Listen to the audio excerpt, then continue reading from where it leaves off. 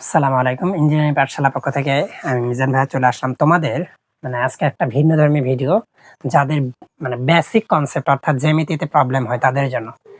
জ্যামিতিটা হবে আমাদের মূলত কোন ক্লাস, যারা হচ্ছে একদম লো লেভেল অর্থাৎ ক্লাস 5 থেকে স্ট্যান্ডার্ড 5 থেকে একদম তোমরা যারা চাকরি পরীক্ষা দেবা তাদের জন্য খুবই বেসিক কনসেপ্ট গুলো থাকবে এখানে। তো চলো আমরা কথা না বাড়িয়ে সরাসরি ভিডিওতে আমরা ম্যাথে চলে যাই। জ্যামিতি আমাদের মৌলিক যে বিষয়গুলো, তোমরাও কথা বলবা, আমার সামনে কিছু স্টুডেন্ট আছে। তো জ্যামিতির মৌলিক ধারণা, জ্যামিতি মানে কি বলো তো, জানো কেউ? কেউ একজন বলো। তাহলে জ্যামিতির পুরো অর্থ কি হচ্ছে? ভূমির পরিমাপ। তো এই যে ভূমির পরিমাপ, এই ভূমির পরিমাপ সম্পর্ক থেকে আমরা জ্যামিতির উদ্ভব হয়। এটা খ্রিস্টপূর্ব 300 অব্দে, অর্থাৎ এটা গ্রিক পণ্ডিত ইউক্লিড নামে একজন বিজ্ঞানী ছিল, যিনি ইউক্লিডীয় এই ধারণা প্রবর্তন করেন। তার একটা বই ছিল এই জ্যামিতির উপর, এটাকে বলা হয় এলিমেন্টস। কি ছিল? এলিমেন্টস নামে একটা বই ছিল। এই বইটার খণ্ড ছিল হলো 13টা। কয়টা খণ্ড ছিল? 13টা খণ্ড ছিল। এই 13টা খণ্ড শুধুমাত্র জ্যামিতি নিয়ে জ্যামিতির পরিমাপ নিয়ে আলোচনা করা হয়েছে। তো এখানে এই 13টা লিপিবদ্ধ করা আছে। কিছু মৌলিক ধারণা এবং সংসিদ্ধ রয়েছে। এর উপর নির্ভর করে জ্যামিতি অঙ্কন, যুক্তি এবং অঙ্কনের নির্ভুলতা প্রমাণ সহ ইউক্লিডীয় জ্যামিতির মূল প্রতিপাদ্য বিষয় বর্তমানে জ্যামিতিক বহুমাত্রিক বিস্তৃতি ঘটেছে। তোমরা যে জমির পরিমাপগুলো করো, এটা কিসের মাধ্যমে করো বলো তো? জ্যামিতির মাধ্যমে। জমি কি শুধুমাত্র বর্গাকার, আয়তাকার এইরকম হয়? একটা জমির বিভিন্ন অংশ বিভিন্ন রকম হয়।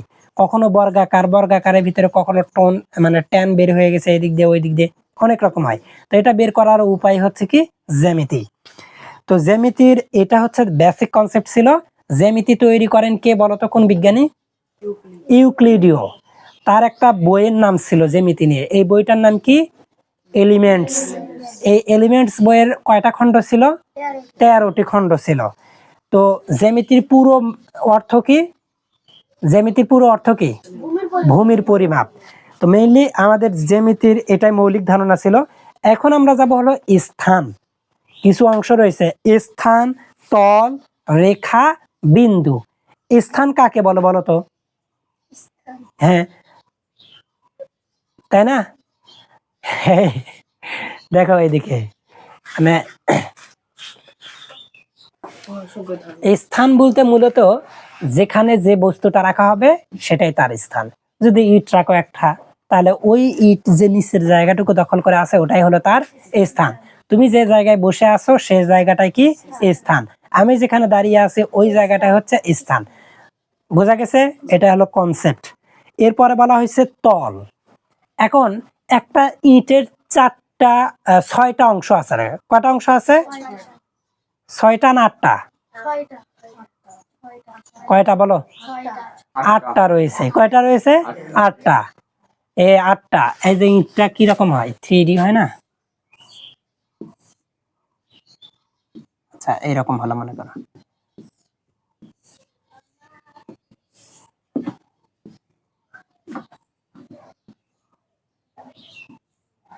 তাহলে এখানে দেখো, এই ইটটার মনে করো এটা মাটির সঙ্গে আছে। কোথায় আছে? এই যে এটা মাটির সঙ্গে আছে। তো এটা মাটির সঙ্গে আছে মানে কি? এটা একটা তল, এটা আরেকটা তল, দুইটা। এই পাশে একটা তল আছে, এই পাশে একটা আছে। 4টা। 4টা না? এই পাশে একটা আছে, পিছনে একটা আছে। তাহলে কয়টা হলো? 6টাই তো। তাহলে কয়টা হবে? এই পাশে, এই পাশে, এই পাশে, এই পাশে, এই পাশে, ওই পাশে। তাহলে কয়টা হলো? 6টা তল। তাহলে 6টা তল। এখন তল কোনটা মূলত বলো তো? আমি ইটটাকে যে দিক দিয়ে রাখবো সেটাই তার তল হবে। এই দিক দিয়ে রাখছি, এটাই তল। এটা উল্টে যদি রাখি তাহলে এটা তল হবে। আবার উল্টে যদি এটা রাখি তাহলে এটা তল হবে। মানে যে দিক দিয়ে রাখবো বস্তু তার ভূমির সাথে যে প্রান্ত লেগে থাকে সেটাই মূলত কি? তল। বোঝা গেছে? এরপরে বলা হয়েছে রেখা। রেখা কাকে বলে বলতো? রেখা মনে করো তুমি একটা রেখা আঁকো, এরকম আছে না, বলো না? তো মূলত রেখা হচ্ছে তোমার এক প্রান্ত থেকে স্টার্ট হলেও রেখার দুইটা প্রান্ত চলমান। কয়টা প্রান্ত? দুইটা প্রান্ত। এটা হচ্ছে যদি চলমান বোঝায় তাহলে এইরকম হয়। এইদিকে দেখবা, ওখানে দেখতে বলিনি। এইদিকে সম্পূর্ণ মনোযোগ দাও, এরকম ক্লাস পাবা না, যতটা সহজ ইজি হইতে বোঝাচ্ছে। এক প্রান্ত, এটা দুই প্রান্তই চলমান থাকবে। রেখার কয় প্রান্ত চলমান? দুই প্রান্ত। এটা এইদিকে চলে যাবে আর এই অংশটাও এদিকে যাবে। এই অংশটাকে বলা হয় কি? রেখা। অর্থাৎ একটি রেখার কোনো নির্দিষ্ট কি দৈর্ঘ্য নাই। বোঝা গেছে? এ কত দূর যাবে আর কোনো তুমি দৈর্ঘ্য জানো না, যে 4 কিলোমিটার 5 কিলোমিটার। এর কোনো রেখার প্রান্ত বিন্দু নাই। কি নাই? প্রান্ত বিন্দু নাই। প্রান্ত বিন্দু মানে কি? এই যে এখান থেকে শুরু হচ্ছে, ধরো এদিকে যাচ্ছে, এটা হলো প্রান্ত বিন্দু আছে। বোঝা গেছে? এগুলো কিন্তু চলমান রয়েছে। তাহলে এটাই হচ্ছে কি আমার রেখা। তো রেখা, এটার তিনটা অংশ রয়েছে, একটা রেখা, রেখাংশ আর একটা রশ্মি। এই তিনটা অংশ তোমাদের অবশ্যই ঠাটা মুখস্থ রাখতে হবে। মানে আমি তো বুঝে দিচ্ছি, কিন্তু তোমাদের ট্রিকিক্যালি মনে রাখতে হবে যে কোনটা রেখা, কোনটা রেখাংশ আর কোনটা রশ্মি। তো এইটা আমার হচ্ছে রেখা। আগে গেলাম, দেখো এইটা হচ্ছে আমার রেখা। এটা কি? রেখা, চলমান অংশ, রেখা। এই রেখার অংশকে বলা হয় রেখাংশ। মানে একটা প্রান্ত আবদ্ধ থাকবে। বুঝা গেছে রে? একটা প্রান্ত আবদ্ধ থাকবে, একটা চলমান থাকবে, এটাকে বলা হবে রেখাংশ। রেখাংশ। আর সরি টু সে, এটা রশ্মি হবে, আমার মিসিং হয়েছে। এটা হচ্ছে রশ্মি, এটা হবে রশ্মি। রশ্মি। আর যখন এই দুইটা প্রান্ত স্টপ থাকবে, এটা বলা হলো রেখার অংশ, এই বলা হয় রেখাংশ। এটা দুইটা প্রান্তে কি থাকবে? স্টপ থাকবে, এটাকে বলা হবে রেখাংশ। এই মিসিং হয় অনেক সময় এই জায়গাগুলো, রেখাংশ। বোঝা গেল কি? দুই প্রান্তই চলমান থাকলে এটাকে কি বলা হবে? রেখা। দুই প্রান্ত, এক প্রান্ত বন্ধ, এক প্রান্ত চলমান, এটাকে বলা হবে রশ্মি। আর দুই প্রান্তই বন্ধ, এটাকে বলা হবে রেখাংশ। তাহলে রেখা রেখাংশের মধ্যে একটা ডিস্টেন্স। রেখা দুই প্রান্তই চলে, আর রেখাংশ এক প্রান্তও চলে না, দুই প্রান্তই বন্ধ। এই জিনিস দুটা মনে রাখলে হবে। আর মাঝখানে যেটা থাকে ওটা রশ্মি, এক প্রান্ত স্টপ, এক প্রান্ত চলমান। তো এইটার ডিস্টেন্স কিছু রয়েছে, ডিস্টেন্স গুলো বা পার্থক্য গুলো দেখো। সেটা হচ্ছে রেখার একটা নির্দিষ্ট দৈর্ঘ্য, রেখার কোনো নির্দিষ্ট দৈর্ঘ্য নাই, আর রেখাংশের নির্দিষ্ট দৈর্ঘ্য আছে। তারপরে হচ্ছে রশ্মির কি নাই? একটি রশ্মির নির্দিষ্ট দৈর্ঘ্য নাই, এটাও তো চলমান থাকবে। এটা এক পাশে আবদ্ধ থাকলে এক পাশে চলমান থাকবে, এটারও নির্দিষ্ট কি দৈর্ঘ্য নাই। তারপরে কি রয়েছে? এটার কোনো প্রান্ত বিন্দু নাই, রেখার কোনো প্রান্ত বিন্দু নাই। রেখাংশ দুইটা প্রান্ত বিন্দু রয়েছে, বলুক সমস্যা নাই। রেখাংশর দুইটা প্রান্ত বিন্দু রয়েছে, আর রশ্মির একটা প্রান্ত বিন্দু রয়েছে। রশ্মির কটা প্রান্ত বিন্দু রয়েছে? একটা প্রান্ত বিন্দু রয়েছে। তো তোমাদের চিত্র মাধ্যমে যদি আঁকাতে বলে, এটা তোমরা এটা হচ্ছে এরকম শ্রেণীর ষষ্ঠ ষষ্ঠ শ্রেণীর। এই অংশটা তোমরা মুখস্থ করবা, ঠাটা মুখস্থ করবা, আগামীকালকে আমাকে লিখে দিবা, ঠিক আছে? এই অংশটা তোমরা মুখস্থ করবা, নো প্রবলেম। এটা থাকলে তোমাদের পড়া। এরপরে দেখো, বিন্দু রেখা তল সম্পর্কিত কয়েকটি প্রয়োজনীয় ধারণা, বা এটাকে বলা হয় স্বতঃসিদ্ধ ধারণাকে বলা হয় কি? স্বতঃসিদ্ধ। তো এটা ধারণাগুলো কিভাবে হবে? দুইটি বিন্দুর মধ্যে একটি এবং কেবলমাত্র একটি সরল রেখা আঁকা যায়।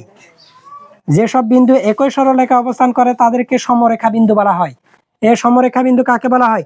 যেসব বিন্দু একই সরল রেখা অবস্থিত, একই সরল রেখায় অবস্থিত, নির্দিষ্ট দূরত্বে যায়, এগুলোকে বলা হয় সমরেখা বিন্দু। তারপরে বলা হবে কি? একটি রেখার দৈর্ঘ্য তার প্রান্ত বিন্দু দ্বয়ের দূরত্ব।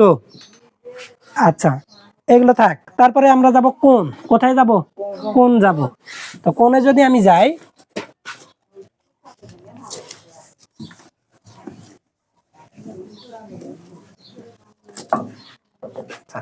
কোণ যদি বলি, এখন কোণ তোমাদের কয় প্রকার বলো তো? কার ধারণা আছে? কোণ কত প্রকার বলো? হ্যাঁ, কোণ কত প্রকার? 3 প্রকার। কি কি? এটা কি ত্রিভুজের কষি? কোন কষি, তাই নয়? সমকোণ। চার রকম হবে, দেখো। একটা হলো কি, এটা হবে কি মানে সমকোণ মানে কি, যার 90 ডিগ্রি। তারপরে হচ্ছে কি এটা সূক্ষ্মকোণ, তারপরে এটা স্থূলকোণ, তারপরে এটা সরল কোণ। এটাকে বলা হবে কি সরল কোণ। এটাকে বলা হবে কি, লিখে নিবা পারলে, এটা হলো কি সমকোণ।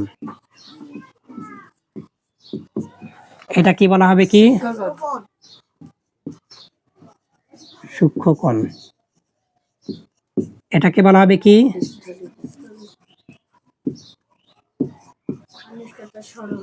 আর এটাকে বলা হবে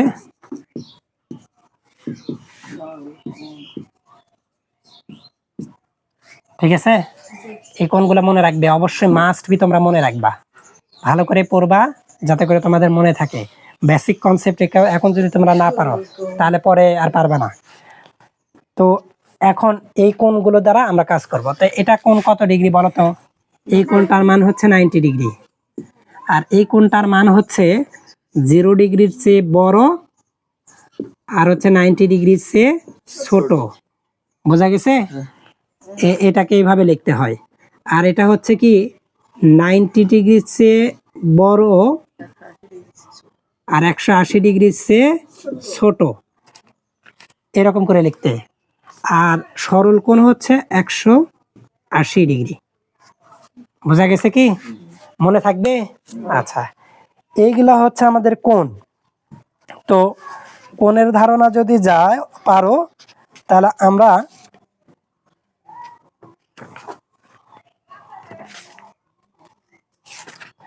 আচ্ছা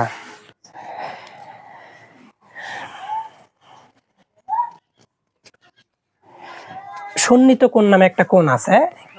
কি কোণ? সন্নিহিত কোণ। আচ্ছা, সন্নিহিত কোণের অংশটা দেখাই। মনে করো এটা এইরকম আছে, এরকম আছে, বুঝছো? আর এটা হলো এইরকম আছে। তো তোমরা তুলে নিতে পারো, সমস্যা নাই।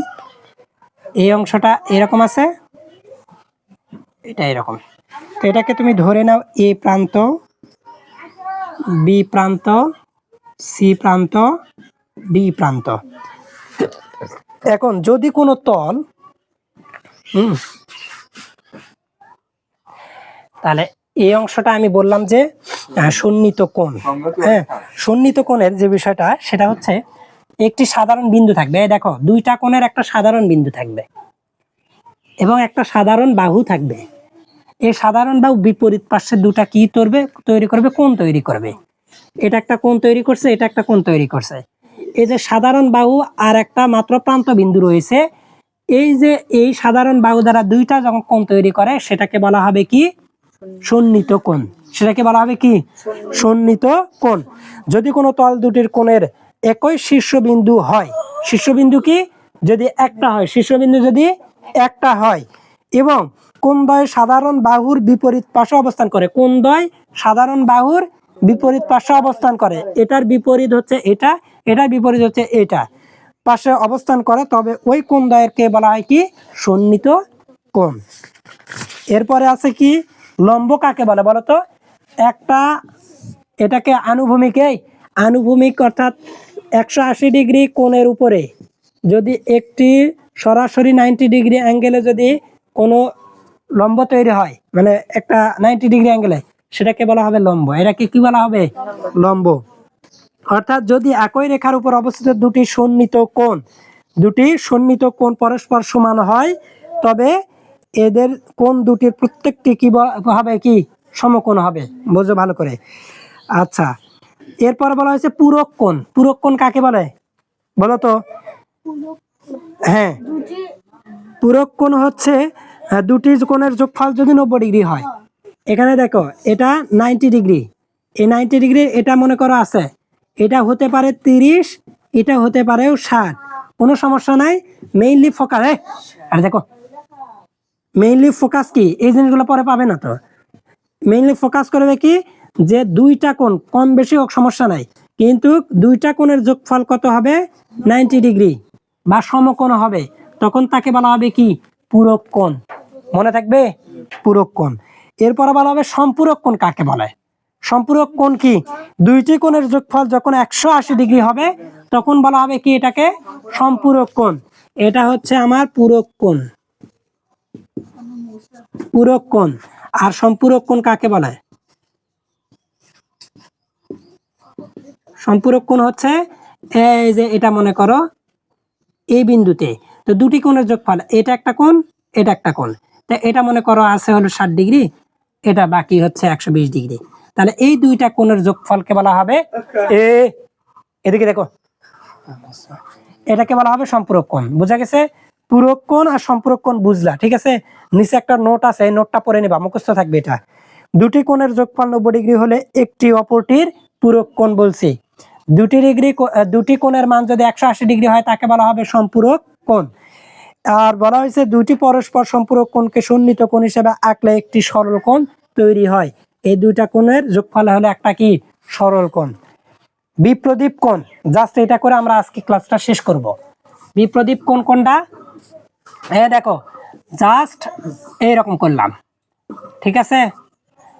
এই যে এটার বিপরীত কোণ হলো এটা, এটা যদি আলফা হয় এটাও হবে আলফা। এর বিপরীত কোণ হচ্ছে বিটা, যদি হয় এটা হবে কি তার বিটা। বোঝা গেছে? মানে একটার বিপরীত আর একটা কোণ হবে কি মানে একই কোণ, এটাকে বলা হবে বিপ্রদীপ কোণ। এটার সমান এটা হবে না, কিন্তু এটা এটা এটার এটা এটার সমান এটা কখনোই হবে না। তাহলে বিপ্রদীপ কোণ হচ্ছে এগুলো। তাহলে আমাদের যে মেইন কনসেপ্টগুলো এগুলো শেষ, আমরা এর পরবর্তীতে উপপাদ্যগুলো পড়াবো। তো এরপরে হচ্ছে অনুরূপ কোণগুলো, ছেদক কোণ ইত্যাদি, এই বিষয়গুলো নিয়ে আমরা পরবর্তী ভিডিওতে আসছি। তো এই পর্যন্ত তোমরা দেখতে থাকো। আজকের মতো এই পর্যন্তই। ভালো থাকো, সুস্থ থাকো, আল্লাহ হাফেজ।